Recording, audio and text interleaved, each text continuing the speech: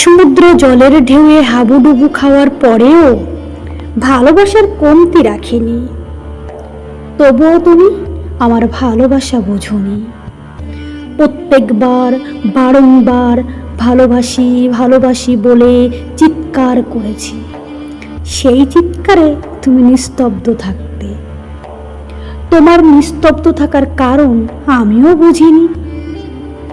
কিন্তু হুট করে একদিন মুখের উপর তীর ছোড়ার মতো বলেই বসলে আমার সকল কিছুই নাকি ন্যাকামি।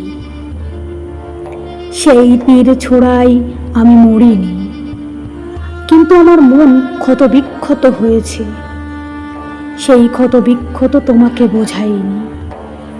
মেঘের আড়ালে যেমন চাঁদ থাকে, ঠিক তেমনই আড়াল করলাম নিজেকে আর ন্যাকামিগুলো তোমার সংসার থেকে। কিন্তু তখন আমিও বিচ্ছেদ চাইনি।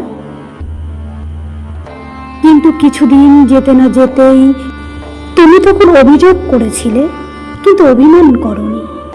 তোমার অভিযোগে বুঝেছিলাম বিচ্ছেদ চাইছো।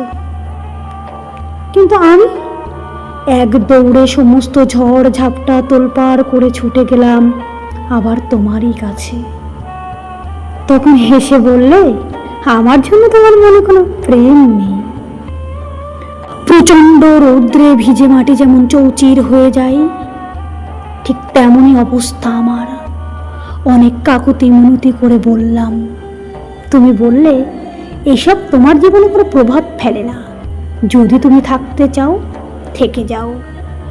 তোমার কথাই চৌচির হওয়া মন একতা পেল।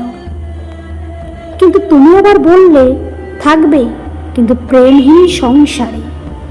আমি ভেবেছিলাম আমার কাকুতি মিনতিতে তোমার চোখে জল গড়িয়ে আসবে। এই গড়িয়ে আসা জলে আমার চৌচির হওয়া মন আবার একতা পাবে। কিন্তু তার বিপরীত, বরঞ্চ জল গড়িয়ে আসলো আমার শীতল শ্বেত রক্ত কণিকা চক্ষু দিয়ে।